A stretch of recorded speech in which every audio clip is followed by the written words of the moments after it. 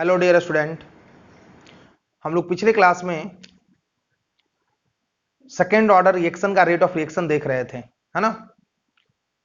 तो हमने second order का रेट ऑफ रिएक्शन बताया था कि टाइम बदलने से कॉन्सेंट्रेशन बदलता है और कॉन्सेंट्रेशन बदलने से रेट ऑफ रिएक्शन बदलता है। ठीक है बच्चों, मैंने ये भी बताया था कि आपको जिस टाइम पे रेट ऑफ रिएक्शन चाहिए हम लोग कॉन्सेंट्रेशन भी उसी टाइम पे लेते हैं। डिफरेंट टाइम पे कॉन्सेंट्रेशन अलग अलग होगा और अलग अलग कॉन्सेंट्रेशन के लिए रेट ऑफ रिएक्शन भी अलग अलग होगा। मतलब टाइम बदलने से कॉन्सेंट्रेशन बदलेगा और कॉन्सेंट्रेशन बदलने से रेट ऑफ रिएक्शन बदलेगा। ठीक है, हम लोग पिछले क्लास में ये पढ़े थे। ठीक है बच्चों, तो आज हम लोग आते हैं काइनेटिक इक्वेशन पे, है ना। तो अगर मैं बात करूं कि kinetic equation of second order reaction, है ना। देखो, मैं आपको काइनेटिक इक्वेशन में आपको सिखा रहा हूं कि आपको कैसे निकालना है ना। मैं निकाल दिया, ये कोई बहुत बड़ी बात नहीं है। आपको आना चाहिए कि काइनेटिक इक्वेशन हम कैसे निकालेंगे, है ना। तो काइनेटिक इक्वेशन निकालने के लिए मैं देखो, काइनेटिक इक्वेशन एक्चुअली में बताता क्या है। तो काइनेटिक इक्वेशन बताता है कि टाइम बदलने से कॉन्सेंट्रेशन बदलेंगे, तो डिफरेंट टाइम पे हम कैसे हम लोग कॉन्सेंट्रेशन निकाल सकते हैं। मतलब अलग अलग टाइम पे हम लोग किस प्रकार से कॉन्सेंट्रेशन को निकाल सकते हैं। तो मैंने बताया था कि आपको जिस ऑर्डर का काइनेटिक इक्वेशन लिखना है, जिस ऑर्डर का काइनेटिक इक्वेशन लिखना है, पहले हम लोग उसका रेट ऑफ रिएक्शन लिखते हैं टाइम टी पे। क्योंकि रिएक्शन में से मान लेते हैं कि सेकेंड ऑर्डर का रिएक्शन है, तो अगर ये सेकेंड ऑर्डर का रिएक्शन है या फिर ये सेकेंड ऑर्डर का रिएक्शन है और टाइम जीरो पे इसका कॉन्सेंट्रेशन ए है और ए है, तो टाइम के साथ क्या बदल रहा था? तो टाइम के साथ कॉन्सेंट्रेशन बदल रहा था और कॉन्सेंट्रेशन बदलने से रेट ऑफ रिएक्शन बदल रहा था। तो यहां वेरिएबल कौन कौन है? रेट ऑफ रिएक्शन और टाइम। तो मैंने क्या बताया था कि आपको जिस ऑर्डर का काइनेटिक इक्वेशन लिखना है, आपको जिस ऑर्डर का काइनेटिक इक्वेशन लिखना है, पहले उस ऑर्डर का हम लोग रेट ऑफ रिएक्शन लिखते हैं टाइम टी पे। आपको जिस ऑर्डर का रेट ऑफ रिएक्शन लिखना है, हम उस ऑर्डर का पहले क्या लिखते हैं? आपको जिस ऑर्डर का काइनेटिक इक्वेशन लिखना है, तो पहले हम उस ऑर्डर का रेट ऑफ रिएक्शन लिखते हैं टाइम टी पे। तो अगर मुझे सेकेंड ऑर्डर का काइनेटिक इक्वेशन चाहिए, तो अगर मुझे सेकेंड ऑर्डर का अगर काइनेटिक इक्वेशन चाहिए, तो पहले हम लोग क्या करेंगे? तो सेकेंड ऑर्डर का रेट ऑफ रिएक्शन लिखेंगे टाइम टी पे। देखो बच्चों, तो अगर हम सेकेंड ऑर्डर की बात करें तो लिखते हैं हम लोग रेट ऑफ रिएक्शन। पिछली क्लास में मैंने बताया था एट टाइम टी, है ना। तो क्या हो जाएगा? ए का कॉन्सेंट्रेशन भी टाइम टी पे लेंगे और बी का कॉन्सेंट्रेशन भी टाइम टी पे लेंगे क्या?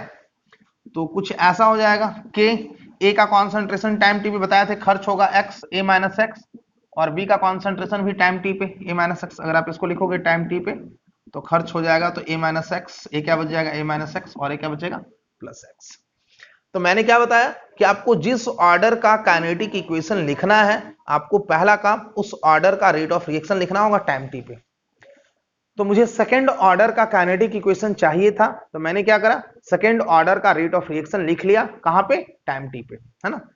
तो सेकेंड ऑर्डर के रेट ऑफ रिएक्शन लिखने के बाद इस रेट ऑफ रिएक्शन को हम लोग बताए थे लिखते हैं change in concentration upon change in time. और यहां जो कॉन्सेंट्रेशन चेंज हो रहा है हम उसको किस टर्म में लिख रहे हैं? एक्स टर्म में लिख रहे हैं। मतलब एक्स टर्म क्या बता रहा है? Change in concentration. मतलब एक्स टर्म जो है चेंज इन कॉन्सेंट्रेशन बता रहा है, तो इसको हम लोग लिख लेंगे dx अपॉन dt के ए माइनस एक्स स्क्वायर, है ना। तो अगर हम इधर लाकर लिख लें इसको dx ए माइनस एक्स स्क्वायर बराबर के dt, इसको इंटीग्रेट कर लेंगे, है ना। देखिए बहुत सारे बच्चों को थोड़ा इंटीग्रेशन में दिक्कत होता है, कुछ भी नहीं है, देख लीजिए इधर। तो पहले तो आप जानिए x के पावर n का इंटीग्रेशन होता है x n plus one upon n plus one, है ना। तो यहां पे क्या है? dx upon a minus x square. तो आप इसको क्या लिख सकते हो? A minus x square minus two d x. तो x के पावर n का इंटीग्रेशन कितना हो जाएगा? तो a minus x minus two plus one upon minus two plus one, और यहां जो माइनस होता है वो आकर माइनस लग जाता है।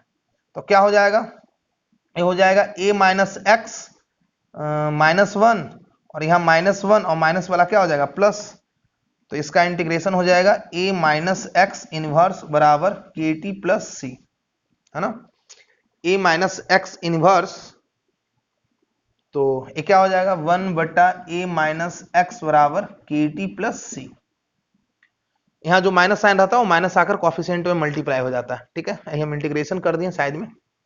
तो देखो तो भाई इस सी को हम लोग क्या कहते थे, तो इंटीग्रेशन कांस्टेंट। देखो कॉन्सेप्ट नहीं बदलता है, मैंने क्या बताया कि आपको जिस ऑर्डर का काइनेटिक इक्वेशन चाहिए, तो आपको जिस ऑर्डर का काइनेटिक इक्वेशन चाहिए, आपको जिस ऑर्डर का काइनेटिक इक्वेशन चाहिए, पहले आप क्या करोगे, तो उस ऑर्डर का रेट ऑफ रिएक्शन लिखोगे। कहां पे, तो उस ऑर्डर का रेट ऑफ रिएक्शन लिखेंगे टाइम टी पे। टाइम टी पे रेट ऑफ रिएक्शन लिखने के बाद उसको हम लोग ब्रेक कर देंगे। कैसे ब्रेक कर देंगे, तो रेट ऑफ रिएक्शन को हम लोग change in concentration upon change in time में लिख लेंगे, है ना। तो change in concentration upon change in time के टर्म में हम लोग लिख लिए। अब देखो तो यार इस सी क्या आया, इंटीग्रेशन कांस्टेंट। हम बताए थे कि जब इंटीग्रेशन कांस्टेंट आएगा तो हम लोग उस इंटीग्रेशन कांस्टेंट को रिमूव करेंगे। तो हम लोग उस इंटीग्रेशन कांस्टेंट को कैसे रिमूव करेंगे, तो हम लोग उस इंटीग्रेशन कांस्टेंट को रिमूव करेंगे वाई इनिशियल कंडीशन। हमने बताया था कि आपको जिस ऑर्डर का काइनेटिक इक्वेशन चाहिए, तो आपको जिस ऑर्डर का काइनेटिक इक्वेशन चाहिए, पहले आप उसका क्या करोगे, रेट ऑफ रिएक्शन लिखोगे। रेट ऑफ रिएक्शन लिखने के बाद टाइम टी पे dx by dt में तोड़ोगे, इंटीग्रेट करोगे, इंटीग्रेशन कांस्टेंट आएगा। उस इंटीग्रेशन कांस्टेंट को आप क्या करोगे, रिमूव करोगे। कैसे रिमूव करोगे, तो भाई इनिशियल कंडीशन। तो इनिशियल कंडीशन का मतलब क्या हुआ कि जिस समय आपके रिएक्शन स्टार्ट हुए थे, तो जिस समय रिएक्शन स्टार्ट हुए थे मतलब दैट इज टाइम जीरो। तो टाइम जीरो पे तो खर्च ही नहीं हुआ होगा, मतलब टाइम जीरो पे रिएक्टेंट कितना खर्च हुआ होगा, एक्स जीरो रहा होगा। मैं बताया था कि जिस समय रिएक्शन स्टार्ट होते हैं, तो जिस समय रिएक्शन स्टार्ट होते हैं उस समय तो रिएक्टेंट खर्च ही नहीं रहा होगा। तो जब खर्च ही नहीं हुआ होगा तो टाइम जीरो पे एक्स क्या रहा होगा, जीरो रहा होगा। चलो, तो टाइम जीरो पर अगर एक्स जीरो रहा होगा तो क्या हो जाएगा 1/a माइनस एक्स बराबर के इंटू जीरो। तो c बराबर क्या हो जाएगा 1/a माइनस एक्स, है ना। तो this is the integration constant, और value of this integration constant put in the this integrated equation. इसको मैं अगर इक्वेशन फर्स्ट मान लूं, तो value of integration constant put on this integrated equation. तो अगर हम इस इंटीग्रेटेड इक्वेशन में अगर हम उस वैल्यू को अगर हम पुट करेंगे तो क्या हो जाएगा हमारा 1/a माइनस एक्स बराबर के टी प्लस सी का वैल्यू क्या हो जाएगा, सॉरी एक्स तो जीरो हो जाएगा ना। हाँ, तो सी का वैल्यू क्या हो जाएगा 1/a, है ना। तो हमारा काइनेटिक इक्वेशन क्या आ जाएगा 1/a minus x minus 1/a equal to k t. ठीक है बच्चों, तो दिस इज सो इजी। आपको पता होना चाहिए, है ना, कि कैसे हम लोग किसी भी ऑर्डर का हम लोग काइनेटिक इक्वेशन निकालते हैं। तो आपको किसी भी ऑर्डर का अगर काइनेटिक इक्वेशन चाहिए तो आप क्या करोगे, पहले उसका रेट ऑफ रिएक्शन लिखोगे टाइम टी पे। रेट ऑफ रिएक्शन लिखने के बाद उसको इंटीग्रेट करोगे, इंटीग्रेशन कांस्टेंट आएगा। इंटीग्रेशन कांस्टेंट आने के बाद उस इंटीग्रेशन कांस्टेंट को रिमूव करोगे। कैसे रिमूव करोगे, तो इनिशियल कंडीशन से। तो इनिशियल कंडीशन क्या होगा, टी जीरो तो एक्स जीरो, और जो इंटीग्रेटेड इक्वेशन आएगा उस इंटीग्रेटेड इक्वेशन को आप पुट करोगे, है ना। तो लिखो आप इसको।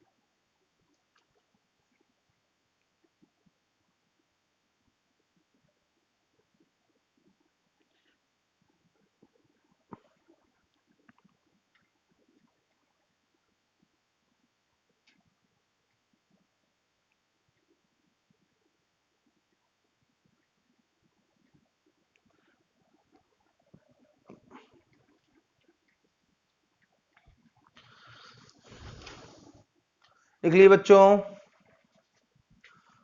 तो हमारा काइनेटिक इक्वेशन क्या आया, तो 1/a minus x minus 1/a equal to k t, है ना। तो हम लोग अगर इसको हम लोग आगे इसको लिख लो, है ना। और बहुत ही इजी है भाई, है ना।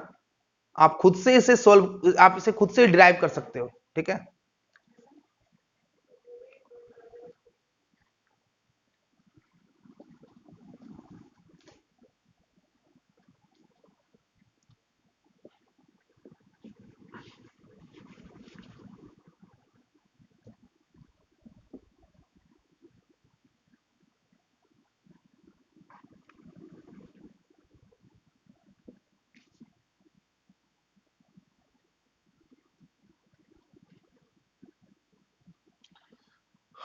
तो हमारा काइनेटिक इक्वेशन क्या आया भाई? तो 1/a minus x minus 1/a बराबर kt, है ना।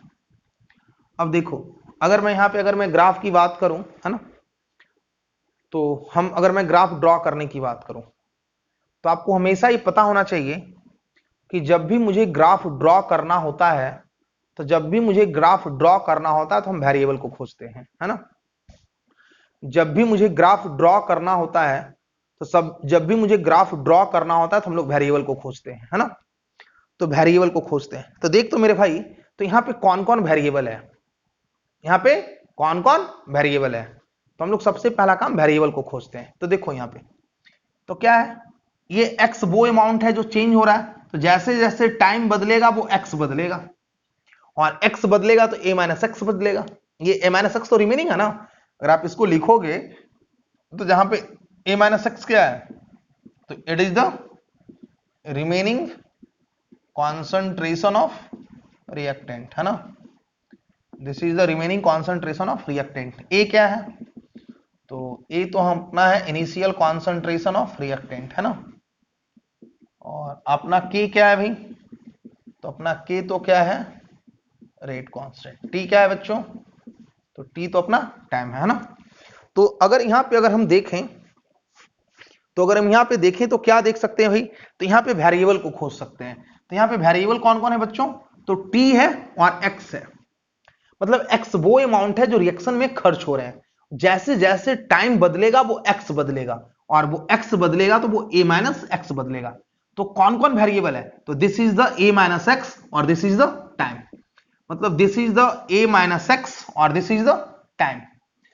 तो यहां पे कौन कौन वेरिएबल है, तो मैं से मतलब अगर जब भी किसी भी इक्वेशन का ग्राफ ड्रॉ करना होता है, तो जब भी अगर किसी इक्वेशन का अगर ग्राफ ड्रॉ करना होता है, तो सबसे पहला काम हम लोग उस इक्वेशन में वेरिएबल को खोजते हैं। जब भी किसी इक्वेशन का अगर ग्राफ ड्रॉ करना होता है, तो सबसे पहला काम हम लोग उस इक्वेशन में वेरिएबल को खोजते हैं। तो इस इक्वेशन में वेरिएबल कौन कौन है, टी और ए माइनस एक्स। मतलब दो वेरिएबल है, एक टी वेरिएबल है और एक ए माइनस एक्स वेरिएबल है। तो ए माइनस एक्स और टी, तो एक वेरिएबल को एक साइड और दूसरे वेरिएबल को दूसरी साइड, है ना। तो यहां पे क्या हो गया हमारा बच्चों, तो y बराबर एम एक्स प्लस सी। तो y का वैल्यू क्या हो गया, तो y का वैल्यू हो गया, तो this is the a minus x और this is the time t और this is the intercept is the 1/a, है ना। और स्लोप कहां जाएगा बच्चों, तो स्लोप हो जाएगा tan थीटा इक्वल टू के, है ना। तो मैंने क्या करा, तो मैंने करा कि इसमें जो हमारे वेरिएबल थे, मैंने उस वेरिएबल को एक साइड रखा। तो वेरिएबल दिस इज टी और this is a minus x, है ना। टी बदलेगा, एक्स बदलेगा और एक्स बदलेगा तो ए माइनस एक्स बदलेगा। तो मैंने ए माइनस एक्स को एक साइड रखा, टी को एक साइड रखा। तो 1/a minus x time T के बीच का ग्राफ हमारा कुछ ऐसा आ गया, है ना। तो इस सेकेंड ऑर्डर का ग्राफ हमारा कुछ ऐसा आएगा, मतलब ये 1/a माइनस एक्स और 1/a माइनस एक्स और टाइम टी के बीच का ग्राफ, और ये इंटरसेप्ट 1/a और स्लोप कितना हो जाएगा, tan थीटा बराबर के। देखो आज के जो स्टैंडर्ड एग्जामिनेशन होते हैं, पहले क्या होता था, पहले के क्वेश्चन में इनिशियल कॉन्सेंट्रेशन आपके गिवन होते, है ना। मान लेते हैं कि आपको कहीं पे कुछ निकालना है, ऐसे मान लेते हैं कोई बोलता है कि एक सेकेंड ऑर्डर का रिएक्शन है और उस सेकेंड ऑर्डर का आपको इनिशियल रेट चाहिए। तो अगर सेकेंड ऑर्डर का रिएक्शन और अगर सेकेंड ऑर्डर का अगर आपको इनिशियल रेट चाहिए, तो हम लोग इनिशियल रेट मतलब इनिशियल करने का मतलब जिस समय रिएक्शन स्टार्ट हुआ है, तो हम लोग इनिशियल रेट तब बता पाएंगे जब मेरे को कॉन्सेंट्रेशन पता होगा, क्योंकि मुझे पता है कि इस ऑर्डर में भी कॉन्सेंट्रेशन बदलने से रेट ऑफ रिएक्शन बदलता है, टाइम बदलने से रेट ऑफ रिएक्शन बदलता है। तो क्वेश्चन में मेंशन करा है कि सेकेंड ऑर्डर का रिएक्शन है और आपको सेकेंड ऑर्डर के रिएक्शन में इनिशियली रेट बताना है। इस सेकेंड ऑर्डर का रिएक्शन है और सेकेंड ऑर्डर के रिएक्शन में इनिशियली रेट बताना है। तो अगर ये सेकेंड ऑर्डर का रिएक्शन है और अगर सेकेंड ऑर्डर के रिएक्शन में अगर इनिशियली रेट बताना है, तो मुझे पहले क्या चाहिए, इनिशियली कॉन्सेंट्रेशन चाहिए। क्वेश्चन में गिवन नहीं होगा, तो क्या गिवन होगा, तो देखो अगर मान लेते हैं कुछ ऐसा आपको ग्राफ दे दे, है ना, और आपसे ये बोले कि देखो भाई ये 1/a-x और टाइम t का ग्राफ है, ठीक है, और ये बोल दे ये o है, ये a है, और ऐसे बोल दे कि ये tan थीटा बराबर 0.5 है, और बोल दे OA का वैल्यू 1/2 है, तो आपसे बोले कि इनिशियल रेट बताओ, और बोले ए रिएक्शन सेकेंड ऑर्डर का है, ठीक है।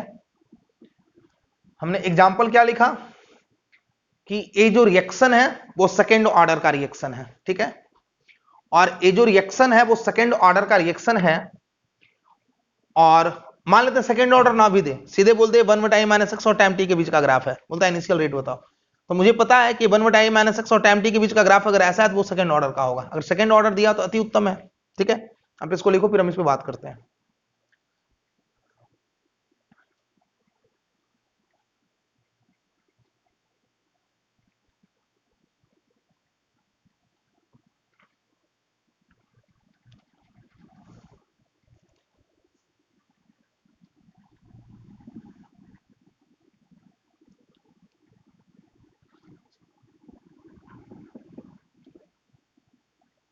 आ जाओ बच्चों इस क्वेश्चन पे। तो क्या बोल रहा है 1/a-x और टाइम का ग्राफ है ना, और बोलता है कि सेकेंड ऑर्डर का ग्राफ है, tan थीटा दे रखा है, ठीक है।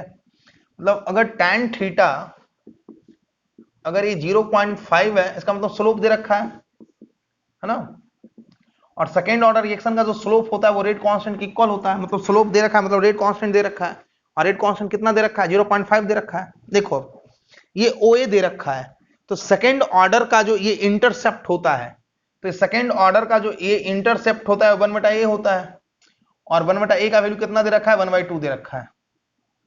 ये जो सेकेंड ऑर्डर होता है कि जो सेकेंड ऑर्डर का जो इंटरसेप्ट होता है वो 1/a होता है, और ये वैल्यू 1/2 दे रखा है।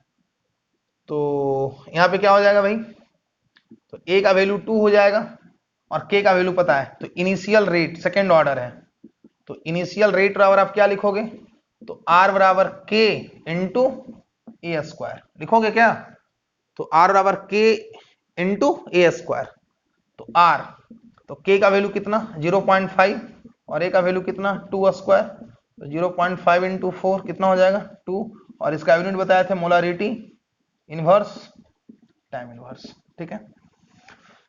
तो देखो कहीं पे आपको अगर ग्राफ का यूटिलाइज करना होगा तो कुछ इस प्रकार से कर लेगा, बोलेगा 1/a-x और टाइम t के बीच का ग्राफ है, हमारे पैकेज में क्वेश्चन भी है, और 1/a-x और टाइम t के बीच का ग्राफ है, ये इंटरसेप्ट दे रखा है, तो आपको क्या पता होना चाहिए कि सेकेंड ऑर्डर इक्वेशन के जो ग्राफ होते हैं तो उसके जो इंटरसेप्ट होते हैं वो 1/a होते हैं। आपको याद होना चाहिए, आपको यह भी याद होना चाहिए कि जो सेकेंड ऑर्डर काइनेटिक इक्वेशन के जो ग्राफ होते हैं और उसके जो स्लोप होते हैं वो रेट कांस्टेंट के इक्वल होते हैं। तो जो स्लोप दे रखा था वो रेट कांस्टेंट हो गया, और जो इंटरसेप्ट दे रखा था वो क्या हो गया 1/a हो गया, है ना। चलो देखो तो इसको,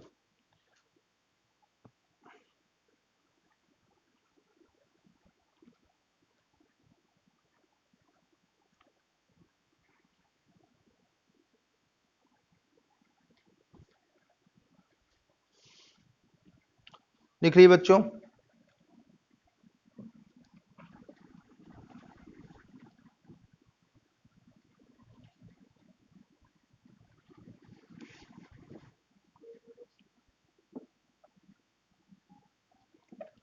अब देखो तो बच्चों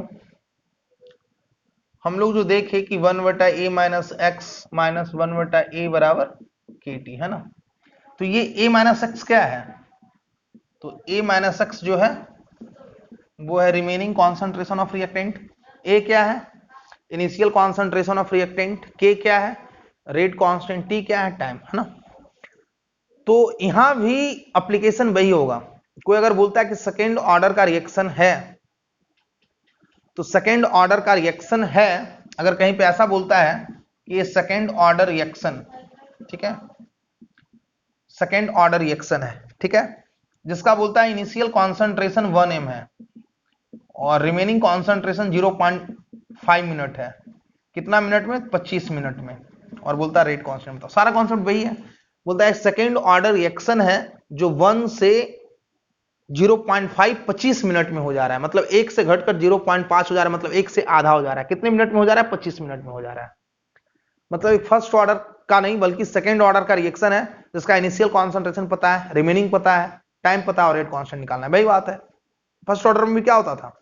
इनिशियल पता हो, रिमेनिंग पता हो, टाइम पता हो, रेट कांस्टेंट निकालना, सीधा काइनेटिक इक्वेशन।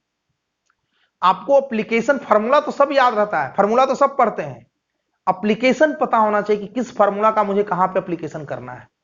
तो अगर इनिशियल कॉन्सेंट्रेशन गिवन है, रिमेनिंग गिवन है, टाइम दिया हुआ है और आपको रेट कांस्टेंट निकालना है, सीधा काइनेटिक इक्वेशन। और हमने काइनेटिक इक्वेशन पढ़ा है कि 1/a - x - 1/a बराबर kt। तो 1/a - x is the 0.5 minus 1/k का वैल्यू निकालना है, दिस इज द टाइम। तो हम यहां से k नहीं निकाल सकते हैं क्या? और रेट कांस्टेंट का यूनिट क्या हो जाएगा? Molarity inverse time inverse.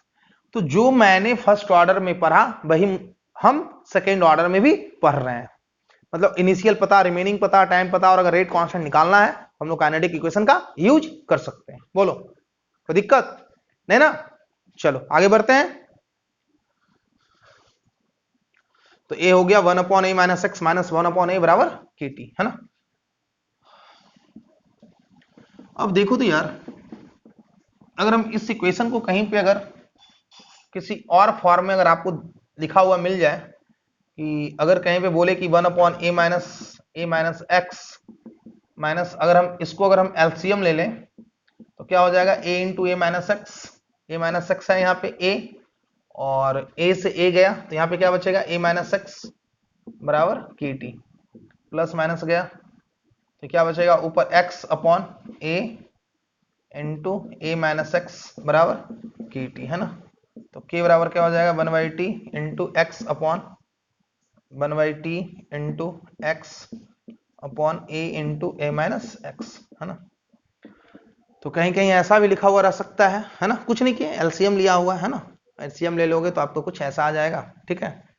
तो और कुछ नया नहीं है, मतलब हम इसको एलसीएम ले लिए, है ना, और एलसीएम लिए तो ऐसा कुछ हो गया, ठीक है? चलिए, तो ये हुआ हमारा सेकेंड ऑर्डर का काइनेटिक इक्वेशन, ठीक है? अब देखो तो अगर हम हाफ लाइफ की अगर हम बात करें, है ना, कि अगर हम ऐसा बोले कि half life of second order reaction, ठीक है, half life of second order reaction, ठीक है? तो अगर मैं सेकेंड ऑर्डर रिएक्शन की अगर मैं हाफ लाइफ की बात करूं, ठीक है, तो बताओ क्या हाफ लाइफ का कॉन्सेप्ट बदलेगा? बिल्कुल नहीं बदलेगा, कॉन्सेप्ट नहीं बदलता है, वो चाहे वो फर्स्ट ऑर्डर हो, जीरो ऑर्डर हो, सेकेंड ऑर्डर हो, nth ऑर्डर हो, किसी भी ऑर्डर हो, जो हमने पढ़ा है वही रहना है। तो हमने क्या पढ़ा था हाफ लाइफ के लिए बच्चों? कि हाफ लाइफ का मतलब वैसा टाइम जिसमें रिएक्टेंट आधा हो जाए। तो अगर रिएक्टेंट अगर आधा हो जाए तो इसका मतलब क्या हुआ? तो इसका मतलब हुआ कि अगर इनिशियल कॉन्सेंट्रेशन अगर A था तो रिमेनिंग कितना हो जाएगा? A/2 हो जाएगा। तो अगर इनिशियल कॉन्सेंट्रेशन अगर A था तो रिमेनिंग कॉन्सेंट्रेशन A/2 हो जाएगा, है ना? तो हम क्या करते हैं, काइनेटिक इक्वेशन में पुट कर लेते हैं। तो 1/a - x माइनस 1/a बराबर kt। तो जब x का वैल्यू अगर आप a/2 पुट करोगे minus 1/a into kt half, है ना, तो 1/a/2 माइनस 1/a बराबर kt हाफ, है ना? तो ऊपर चला जाएगा तो क्या हो जाएगा बच्चों? 2/a minus 1/a into kt half, है ना?